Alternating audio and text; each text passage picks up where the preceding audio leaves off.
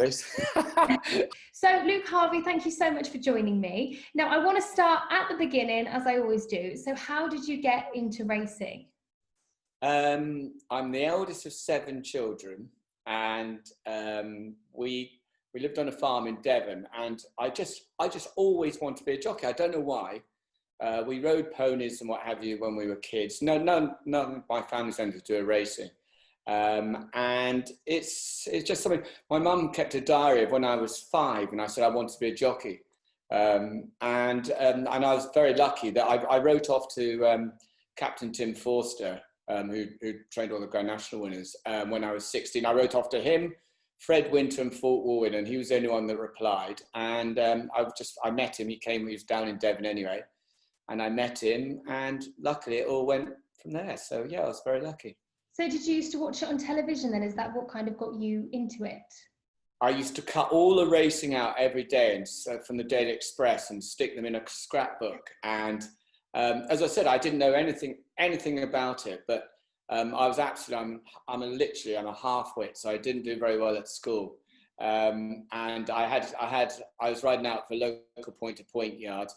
I rode out for a trainer called Johnny Baker and John Roberts and a guy called Jeff White, actually. And his son, Johnson, is now assistant trainer to Philip Hobbs. I rode out for them when I was 13 and 14. And I just love horses, to be honest. I still ride every single day of my life now. And it's just been a passion, and I'm very lucky to earn a few quid out of my passion. So when you said you had horses and ponies growing up, did you do any shows or anything? Yeah, we used to go to gymkhanas and what have you. We're a very, very competitive family, but we weren't wealthy, to say the least, and so that our ponies were rubbish. They were normally lunatics, but it was a really good grounding. Although race riding or being a jockey is so different to how you would normally ride a horse. And I was quite shocked when I actually went into racing how different it is and how good the standard was in the yards. When you went off to your first place, did you have any experience? I suppose they didn't mind if you didn't have any experience. No, I believe it or not, because I was the eldest, there were so many of us in my family that I didn't really, I never sort of been anywhere. So when I went to Captain Forster's age 16, I got a room in the hostel, and it was the first time I'd ever been away from home. And I'll openly admit, I got there. I'll tell you who, you would never heard of me, too young, but there was a really good West Country jockey called Sandy May. And he actually drove me up there because he used to work for Captain Forster, and he dropped me off because my mum and dad thought, oh, he's going to be upset. And I was, although I loved it, I was, for the first 2 or 3 weeks, I was a dribbling wreck. I so missed home. It was just, I was absolutely heartbroken. I'd never been away. I'd never stayed one night away anywhere. So it was quite an eye opener. And but yeah, I think those early days, because of Captain Forster, obviously his military background, it was a sort of almost like a public school sort of environment, and I loved it. It was a real sort of master and servant. We said, good morning, Governor, in the morning. He didn't really speak to us after that. It was not because he was horrible, but that's just the sort of relationship we had. And you were on time. If you went out, you didn't care what you did. You could get as drunk as a lord if you wanted to. But as long as you turned up and then wanted to do your horses. And if you didn't, the lads would see that you did next time. So it was I really feel like everything that I've done now, that work ethic was built up at Letcomb Bassett with Captain Forster, because it was just the best years of my life. So it's a very strict schedule each day? Yeah, it's a bit like, as I said, it's like a public school or being in the army. It's a bit like actually being a jockey. You know what you're doing every day. You get up at 6 o'clock. You start work at 6:30. You mucked out your 3 or 4 horses. You pull out on the dot at 7:30. You're back in then for 9:15. Have half an hour for breakfast. You're back out, ride your other lots, and so you know exactly when. It's exactly the same as a jockey. You get up, you ride out, you get in the car, you go to the races, you ride your horses, you come home, have a bit of, and it's like horses. I think the majority of human beings like routine, and I do. It's nice to know what you're going to do all the time. People say it's boring, but it's actually not. And you know, when you're young like that, you know, I didn't have a mortgage, I hadn't borrowed any money, I just didn't care. As you can tell, I can't shut up, and so I just was absolutely loved it. There's some really good. Hugh Davis was the jockey. There was the main jockey there at the time. Richard Dunwoody was second jockey, so I was very friendly with him. Carl Llewellyn was there. They were all, Rodney Farrant was there. Tim Thompson-Jones was the assistant. So there was some really, really, Michael Furlong, the Irish jockey. There were some very, very good riders there. I think if anything's changed from now to then, is that all the lads that were in the yard were capable, were either wanted to be jockeys, could have been jockeys, or had been jockeys. And so the standard of riding was very, very high. And I think that helped us as young boys. Actually, the lad, my best friend at Captain Force was a lad called Adrian Rolls. And he's now gone, he actually rode a winner over here, but he's actually gone to America, went to America, I don't know, 20 odd years ago. And he's been assistant to Graham Motion, you know, Animal Kingdom, all those good horses. So he's been an assistant there for, I don't know, probably 20 years. So, yes, it's funny how we've all sort of gone in different ways, different paths. So you had good people to shadow when you went there? Yeah, and I think it makes a hell of a difference. You know, if you go to, it doesn't matter what job you do, if you're learning off the best, you can only, you know, you can improve. If you play tennis with someone better than yourself, you improve. And I think that's the trouble these days. There are a lot of people that are inexperienced because you can't get the people into racing that you could in those days. People aren't as keen to get their hands dirty. They're not as keen to work. And so there's not as many people to learn. And if you do learn, half the time it's not the right things to be learning. So I think the people in the game have got it harder now than I ever did, because it was just so nice just to, you know, you're watching all these people ride work and you're thinking, blimey O'Reilly, I want to be a jockey, and he's just working in the yard and he's a much better rider than me. So it makes you improve. So who was your role model, would you say, growing up and through that time when you were there? Well, Richard Dunwoody's, I'm 54, so he's about 56 or 57, and he just really started to get going. So yeah, everyone looked up to him. He was always a very good rider. He was always very narrow-minded. Yeah, where wrestlers would go off to the pub and go to various clubs and what have you, he would never do that. You know, he was always sort of just literally played it straight down the middle, straight back all the time. And he was obviously a very, very talented rider. So, you know, we all looked up to him. But it was just, I think because there are so many of us trying to do the same thing, it makes you competitive. And so it was really good, you know, when I start off, two of my horses were very good. One was a horse called Latin American, and he used to run in all the conditional jockeys races. So I've led up. Clive Cox won on him. Paul Croucher, who used to ride, he unfortunately passed away, but he won on. I led Mark Pittman up. I led Richard Dunwoody up on him. Adrian Rolls rode him. So, you know, there was lots of, you know, I really enjoyed going racing and leading my horses up. The other one I had was a horse called Leafrat City, who won the Tingle Creek when it was a handicap. So I was blessed to have some really nice horses, and that makes a difference as well. I also read, though, that you've ridden some quite crazy horses. So what was probably the craziest ride you've had? I've had one or two. The thing is, you know, if you were, although I started off quite well as a conditional, and I was lucky enough to ride a Cheltenham Festival when I was 20 odd. So it all started very quickly for me. But then later on, when I'd lost my claim, then I started getting injured. As you can see, I've got no shoulders, so I kept on breaking my shoulders and what have you. And then you get to a stage when, you know, you've got a mortgage to pay. You've got to ride what's in front of you. And the lower down the pecking order you get, the worse horses you have to ride. I rode a horse called Air Broker.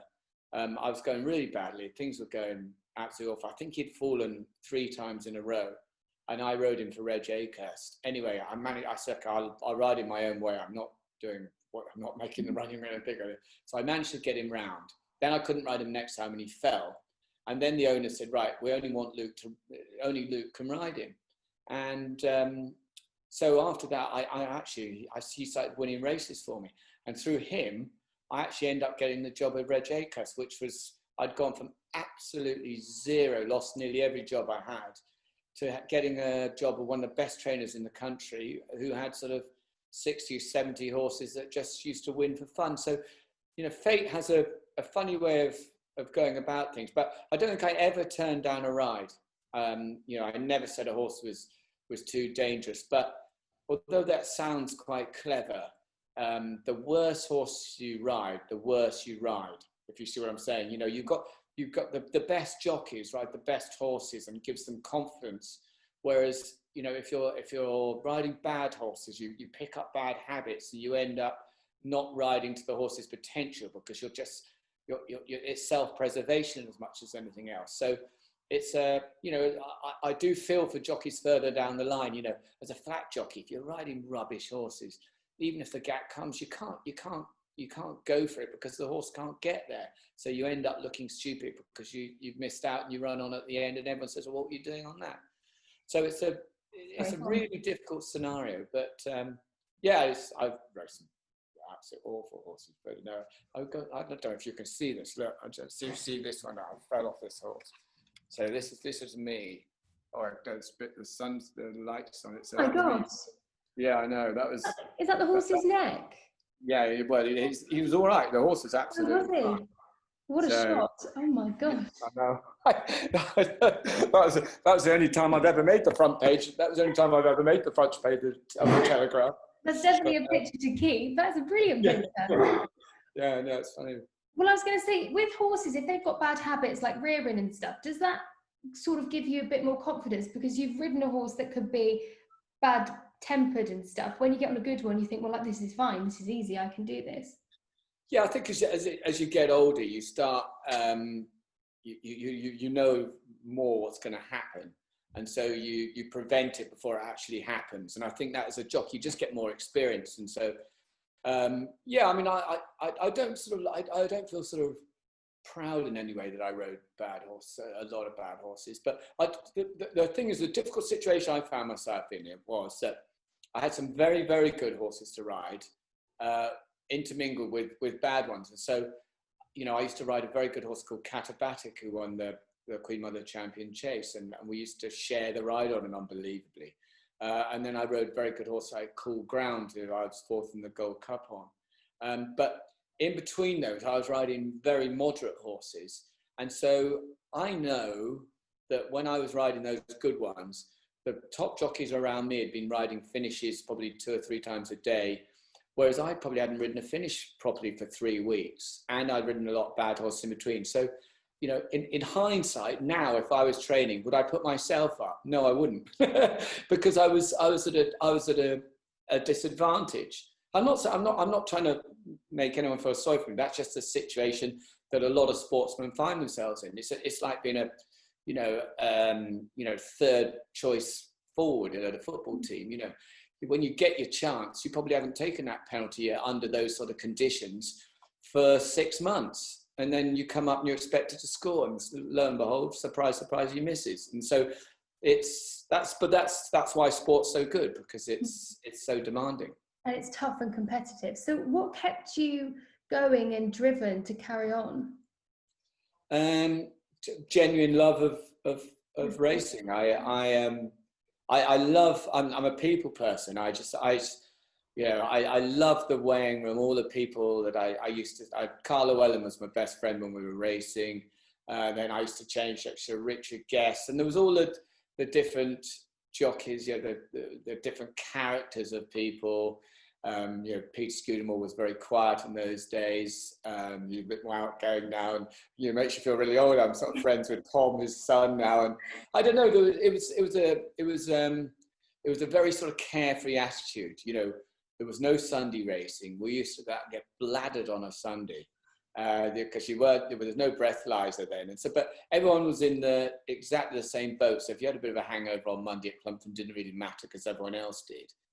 then the game became much more professional with the introduction of someone like AP McCoy. I can remember him when he was a kid. I never heard of him. Anyway, so I was sitting in the sauna and just got chatting to him when he was a young boy. And, you know, he's obviously teetotal. He obviously kept himself very fit. And he basically changed the way everyone conducted themselves, the way everyone ate. And so just at the very end of my career that sort of all started changing. I'm not sure being as professional as they are today would really suit my character, but yeah, if everyone's doing the same thing, it didn't really matter. But you know, second only to being when I was a stable lad for 6 years, I don't think I've ever enjoyed. You could never enjoy this awful. It's an awful sort of, you know, awful corny thing to say, but you know, the atmosphere in the weighing room and the fun we used to have together was, we would talk about anything rather than horses. We were laughing, joking, taking a mick all the time. It was although it's dangerous, 1 in 11 rides or something's a fall. That I don't know whether that added to the whole thing, but it was a great profession. I would really encourage anyone just to get involved. Very quickly, because as you know, I can't shout. The easiest interview you've ever done. This is my brother is chief feature writer for The Sun, so he went into. He was very intelligent. He got O levels, A levels, degree, and got to the stage he's about sort of 24. Hadn't done a day's work in his life, and he's too overqualified to do anything else. So he actually came to work for Captain Forster. He was his gardener for 6 months. And then he went into racing. He was a stable lad for a couple of years with Michael Robinson. And then it sort of changed his mindset, because when he was at university, he couldn't be bothered to get up before neighbours. And then it sort of gave him a work ethic. And that undoubtedly helped him on in his career. So even if you're not going to be a jockey, even if you don't really want to work in the industry, a couple of years would do you so much good. So you know, he'd ridden ponies when we were kids, but he gave up at a very early age. Yeah. But I'm just trying to demonstrate, you know, what a good work ethic racing gives you. You know, you've got to do things on time, you've got to work hard, and yet it's all done with a smile on your face. And every time you ride out, there's a joke, there's a laugh, you know, it's just a fun thing to be involved with. And I suppose a massive adrenaline rush as well when you're riding. Yeah, it is. Yeah, actually, there's, you know, nothing will ever beat riding a winner at Cheltenham or, you know, some of the big meetings. But I ride out. I always have a pointer now, and so I ride out every single day. And if I've got time, I go. Nicky Henderson's literally, I don't know, 5 minutes down the road from here. So I'll go and ride out there 2 or 3 times a week if I can, if I've got time. So yeah, I mean, I intend to. I've probably ridden a horse every day for the last 45 years, I'd say. So, and I intend to do so for until I can't anymore, if you know what I mean. Because I don't think, and I think, you know, the public perception that they're just little men with bright jackets on that just hit horses and don't like horses is so far removed. I honestly don't think you could do the job unless you had a genuine love for horses. Yeah, it's a passion. Yeah, you've got to. You can't ride a horse every day, you know, in the morning, and then people forget you're not chauffeur driven to the races or flown to the races in a helicopter. Most of those jockeys have ridden out 3 or 4 horses before they even get to the races. So you've got to love it to do it. And you know, and you know, it's as I've moved into the media, I obviously see things much differently to I would have before, and I can see what upsets people, and I could never understand it before. You know, what's the matter with you? You know, but I can see how sometimes, you know, what goes on is upsetting, and public perception is such a big thing in our game, and I think that's what ITV does well. That it sort of, we're trying to sort of educate people. The more you know about a subject, the easier it is to understand it, and the easier it is to enjoy it. You know, like us, if you're an athlete, you've got to have the best of everything. There's absolutely no way those horses cannot have the best food, the best care, the best exercise, because to compete at any sort of level, you've got to be healthy. Yeah.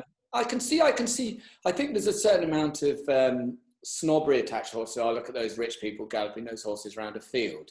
So, which, you know, you can't change that. But you know, and there is obviously the element of danger. You know, I'm afraid injury is part and parcel of the game. There's no way from hiding away from that, because I'm afraid that's just fact. But the danger and the excitement and having a bet on the race, the slight sort of thought of a bit of skullduggery, I've nothing against that at all, because that's the sort of the allure of actually being involved in racing. It's quite exciting to think that, oh, this horse is going to win today, or it hasn't won for 3 or 4 runs. You know, why is it going to win today? And that's why people get attached to racing, get involved. Exactly. Now, I just want to touch upon you in the media. So how did you actually get into the media? How did you transition? For the last year, well, it was from the original racing channel. It was called the Racing Channel, and I was interviewed quite a few times. I was a guest on it a few times, just by chance. Somebody had asked. There's a jockey called Mark Richards, who's actually now works in Hong Kong. He buys a lot of their 2-year-olds over there. Anyway, so we started doing that, and I could have had a job. Riding was going typically badly. So I could have possibly stopped riding straight away and gone into the media, but I wanted to ride for another year so that I could become more media savvy than I was jockey savvy. So I used to ride, and then sometimes I did a few interviews in my breeches and everything. I was horrific.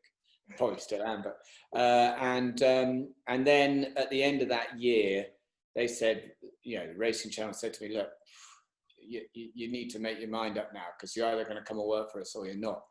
And anyway, next thing I know, next day, 2 days after that, someone didn't turn up or was ill or something, and then I was sent to Epsom to cover the meeting for what was, you know, Sky Racing as well. Sky were actually taking the meeting. It was my first ever day, and I would dread to look back at it. I would absolutely dread it. And so I started doing stuff for them, and then a couple of years after that, I managed to get the job, don't know why, for Radio 5 Live, doing the very early morning reports, which is really good for me. I worked for the BBC for about 15 years, along with the Racing Channel. The radio reports? Yeah, we used to do, well, it shows you how things have changed. So we used to have, on Radio 5, there used to be a bulletin at 5:25 in the morning, at 5 to 7, 5 to 8, and 5 to 9. And so it was a huge, well, Radio 5's huge anyway, but it was a huge audience. And so people just became a regular voice, because I'm always having a bit of fun. People started to enjoy just ridiculous stories that I'd be talking about and telling. And it became quite a popular spot for me, and it was a really good, you know, I used to do stuff with Chris Evans on Radio 2 and do stuff on Radio 4. But initially, for the first 5 years, I was driving in there, and I had to leave home at 3:15, and then to get in there to do the early bulletins. And one day I fell asleep at some traffic lights in Wantage, because I'd come back to go off to the race again after I'd been to London. I just thought, I've got to stop. I can't carry on doing this. So they gave me an ISDN line. I was running the village pub at the time, and so so I started doing it from home, and it was very good. But of course, it's a struggle now to get racing on the BBC. So that slot was dropped, and you know, Cornelius Lycett, the correspondent, recently had left. So you know, it's a hard sell to some organisations, but luckily, you know, on ITV and Sky, things seem to be going the other way, going up. You know. And what's your favourite thing about broadcasting? I just like when I say I'm about to head off to Doncaster for 4 days. I've got various different roles. I'm down at the starts for a couple of days. I think I'm doing the interviews in the paddock for a couple of days. I just like talking about the horse. There's plenty of people there to talk about the form. You know, the Jason Weaver, Kevin Blake's going to be there. You know, Adele Mulrennan's been a really good addition to the team. There's lots of different form analysis.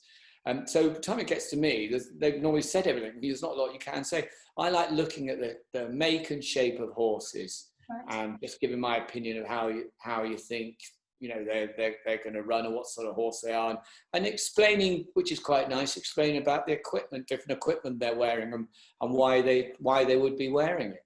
You know, it's interesting to watch a horse and he's only got a normal snaffle on a cavesson. Well, that just tells me he's very straightforward.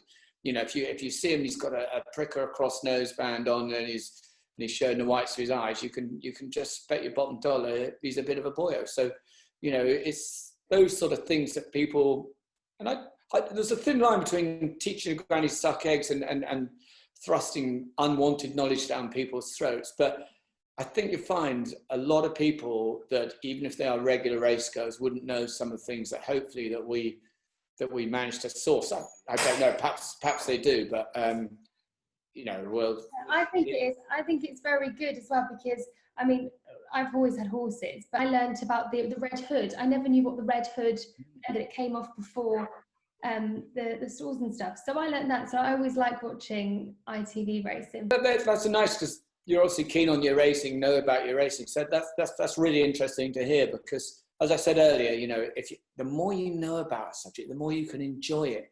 You know, and you see these horses with various bits of equipment on, and think, why is that? Oh, he's got a lip chain on. That doesn't sound very nice, you know. Or a tongue tie, and you see the tongue tie being tied in it, or they've got all of the tongue in it. But then once you see the horse settle down, you just see him he just goes like that. He's absolutely fine with it. So it doesn't look pretty, but you're helping the horse because of that. And it's, you know, it's just little things like that. You know, sometimes you'll go through a meeting and absolutely nothing interesting happens and there's nothing to tell anyone. But, you know, on the other side of things, there's very rarely not something different that happens. And it's the chiffney bit. Is that to stop them rearing when you're walking them? No, so what they call it, the chiffney bit or the ring bit. Basically, so it's a normal snaffle, but it's got a ring that goes around the outside of the thing. So basically, it stops the horse grabbing hold of the bit. So if a horse was to hang, sometimes they grab hold of the bit and they hang that way. But because it's got this ring on, which looks quite severe, but it's really not. It stops them grabbing hold of the bit, and makes it more comfortable for the horse, and it makes it more comfortable for the rider. So some people just put them on, and some horses will just play with the ring of the bit. You know, they'll just play with it with their tongue because they enjoy doing it. It just takes their mind off things. So yeah, there's lots of different sort of little bits and things that trainers try. And half the time when horses wear blinkers, or they wear cheek pieces, or they wear a visor, it's not that, you know, they think, oh, a visor will really suit this horse. They think, well, look, we've tried everything else. Let's stick a visor on him, you know. And most of the time, that's what it's like. So, yeah. It's like with the cheek pieces, yeah. It has to stop them from looking sideways, isn't it? Well, I'll tell you what it does too. But the blinkers are really tight, so it keeps the horse. They can only look one way, so they can only look forward. But of course, it can be quite intimidating if you've got something like this. You know, some horses, if they're a bit timid, a bit gutless, sometimes they won't face up to the blinkers. They say, oh, I don't like that. But if you've got the cheek pieces on, they're much kinder. So there's just a bit of cotton, you know, sheepskin down the side. So it stops them sort of looking behind them, but it also gives them, obviously, it's wide open in front of them. So it can make them go forward. It's just a different way. And a visor is a similar sort of thing. Although you've got the tight blinkers on like that, you've got a slit cut in the side. So they can actually see a little bit out the side. So it's just a case of finding the right things that suit that particular horse. You know, sheepskin noseband. You think, well, why have they got that on? Because if they put their head up high like that, they can't see where they're going because they also look down their nose because they've got a sheepskin noseband on. So if they've got a sheepskin on, they have to drop their head to see where they're going. And so it makes the jockey's job a lot easier because the horse will drop his head. So it's only little things like that you learn through experience. There's loads of things I don't know, but you just learn as you go along. And I suppose the trainer then looks at that every day and thinks, right, maybe let's try this and that. Yeah, I mean, it's their job. I train, as I said, one horse go point to pointing, and literally, if I had any hair, I'd pull it out every day. I'm literally, and that's the other thing. You don't realise as a jockey how little you've forgotten, how little you know about a horse and how you've forgotten. Because as a jockey, you get on, you ride lots of horses, but you don't know any about the stable management side of things. And I've had to relearn all of that. But from a trainer's point of view, look, the simple way to put it is, he wants that horse to run as fast as he possibly can from A to B. And it's his job to train that horse to get him fit enough, to get him mentally, which is as important as fitness, get him mentally right that he can do it. Sometimes the horse will need various bits of equipment. Sometimes, you said you go dancing. Sometimes you think, the last thing I want to do today is go dancing. Well, if you're a horse that sticks some cheek pictures on, you say, get down and get dancing. But it's, and so, horses just get a little bit wise sometimes. I think, not really up for that. And so you have to help them along in other ways. The other thing, you cannot make a half-ton horse do something he doesn't want to do. If he doesn't want to do it, you can, people, whatever people think about sticks and everything, no matter how many times you hit a horse, if he don't want to go, he won't go. So you've got to work together with that animal. And I suppose if they do rear, you can't tell them off, can you? You just have to kind of get them relaxed, or? Well, you've got to find out why they're doing it. There's always a reason. Are they in pain? Have they got a kissing spine or something? Have they just got a sore back? Are they? My horse I've got at the moment, although he's older horse, he's naughty. He rears a bit, but he's just being stroppy. There's nothing wrong with him. She goes up. She doesn't want to go forward, so she goes up. Yeah. But again, there's a thin line. It's that horses, like people, have got characters. So some horses need to be told. You've got to. If you let them get the better of you, you're not strong enough with them. They'll just take the mick, and then they become unrideable. Most horses that have got a problem, most times I would say it's rider error. It's just a case. If that horse doesn't want to go there every day, it's either hurting or it's taking a mick at you. Some horses need woo, come on down, and some horses, they need a smack behind the saddle, because that's just the way, the way it is. I've seen having ex race horses with people. I've rehomed 2 horses. One recently, absolutely brilliant, my favourite horse I loved, called Porlock Bay, and he signed a brilliant home. Yet what we perceive as, I don't profess to be the best rider in the world, but of course, compared to some people, I'd be a stronger rider than a lot of people. So what I perceive as really quiet, other people don't. So horses, they'll push it as far as they can. As I said, most of the time it's down to rider error, and when you see horses messing around, quite often they've either got something hurting, and again, that's rider error, because if you don't know your own horse and you don't know there's something, it might be just as much as a pulled muscle in a back, or it might be, I don't know, horse needs shoeing or whatever. It can be something very, very small, but it's your job as a rider should be able to sort that out and work out the problem. I just want to talk about your point-to-pointing. So you're quite heavily involved with point-to-points, aren't you? So for someone that didn't know about point-to-points, what would you say happens, and what is it all about? Well, obviously, whilst COVID's on, it's the pandemic. It's going to be completely different this year, and the season was abandoned last year, halfway through. Basically, it's an amateur sport. It's exactly the same as racing, but it's done, on amateur courses. Actually, there are some Fakenham host point-to-points, Fosslas host point-to-points. I think it's on the Market Raiding on the inside as well. So yeah, it's an amateur sport where people like myself with one horse can enter him. You've got to have obviously the relevant licenses and insurance and what have you.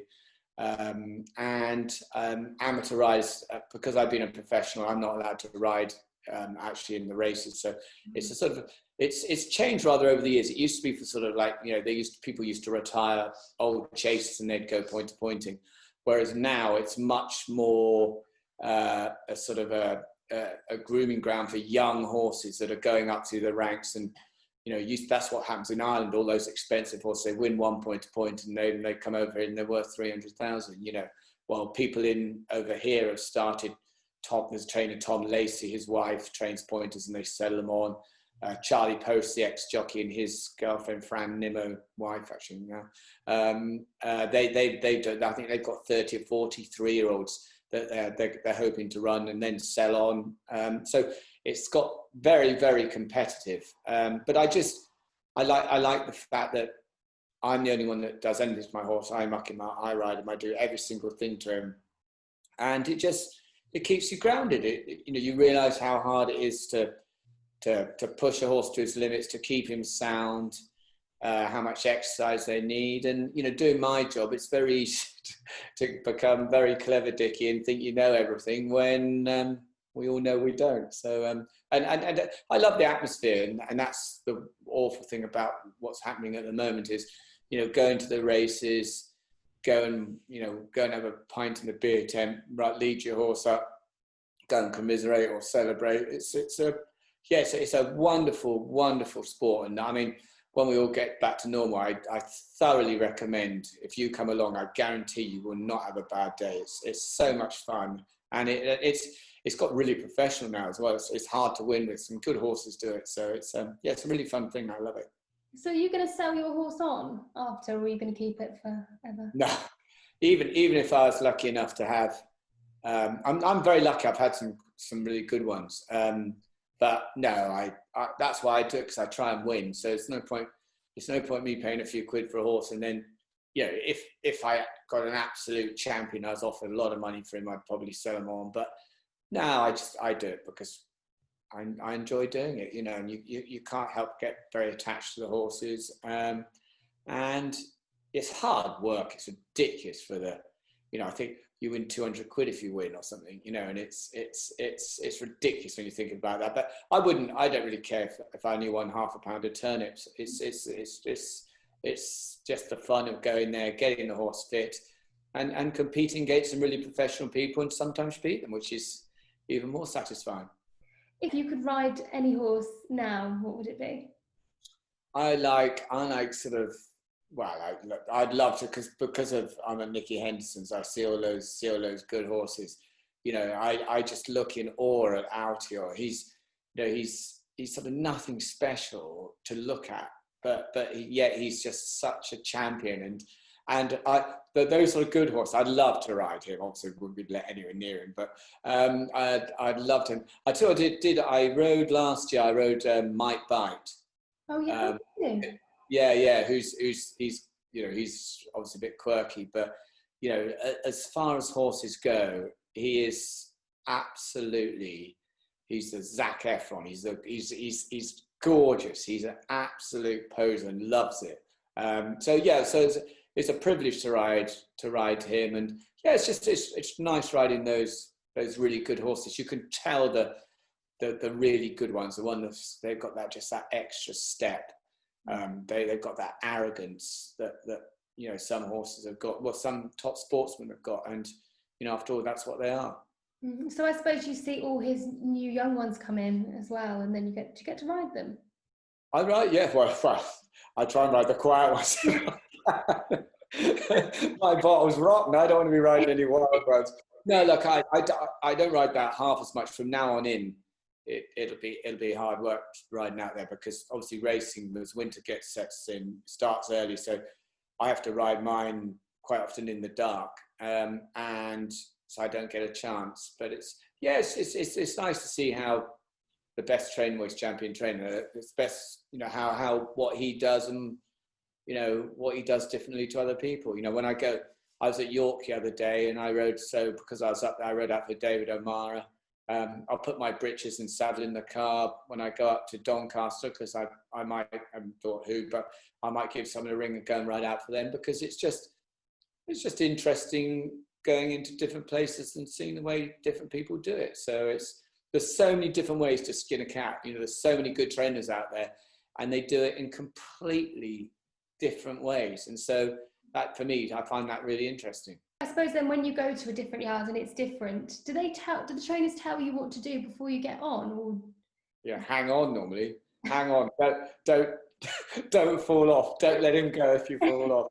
No, I go to lots of different places, and last year I went down to Colin Tizard's and I ended up schooling over the fences, and then you go to a different place. I went to Dr. Richard Newlands. I would now just lots of places. Just nosy, it's nice to pick up various things, what they do and what they don't do. I mean, there are all sorts of different feeds that you can give a horse, normally in a nut form. Well, I feed the same as Nicky Henderson. Why wouldn't you? I haven't a clue what's in the bag, but if it's good enough for the champion trainer, it's good enough for my horse. And so, I bought a hay steamer for the hay because Nicky Henderson does it. So, whether it makes him run any faster, probably not. But if he's doing it, it can't be wrong. What does that do? Does that sort of like moist up the hay? Yeah, it just it kills the spores. It doesn't actually make it. It doesn't make it damp. It just makes it smell beautiful, and it kills the spores. And I don't know, does it make any difference? It doesn't do any harm. Yeah, that way. Oh, that's interesting. So obviously you travel to loads of places. What is your favourite race course? I like the smaller ones. One of my favourites is Newton Abbot. Okay. Fakenham's absolutely miles, but I love it. At the big tracks, I love Cheltenham. I love being at the starts at Royal Ascot. It's nothing better than seeing those top horses. I'm really looking forward to Doncaster this week. I'm going to be at the St Leger on Saturday, which will be really exciting. So yeah, do you know what? If you said which is my favourite, those are those ones that I really like, but I haven't really got a course. Some of the all-weather courses in the middle of the winter, think, oh no, freezing cold, no one there, they can be hard work, but I'm lucky to be doing the job I'm doing. So, any meeting would do me. So obviously this week is a big week. Who would you say are the ones to look out for? Well, I did a little feature yesterday at William Muir's. So he trains literally again. He trains 5 miles from here, and he's got Pile Driver running in the St Leger. Really, it's just such a brilliant story. He's got, in this day and age, when you've got Godolphin, Aidan O'Brien, John Gosden, the chances of winning a Group 1 are that, they're that much of a chance, because it's just hard to get the well-bred horses. Now, this horse, he's not well-bred. He's only by Harbour Watch, unfashionable sire. He went to the sales and they had a 10 grand reserve on him, but he wouldn't have made 2 grand anyway. He's ridden by the trainer's son-in-law. The trainer absolutely loves it. And we went out in the gallops yesterday just watching, and I was just watching his face, and he was just in awe of his horse. He was watching him trot past. He goes, look at him, Luke. He's like a ballet dancer. Look at the way he moves, and the obvious love that he's got for horse. So he is the one horse I will be cheering on. Pile Drive in the St Leger on Saturday. Oh, fantastic. Well, that's all my questions. Bingo. Well, have a good week this week.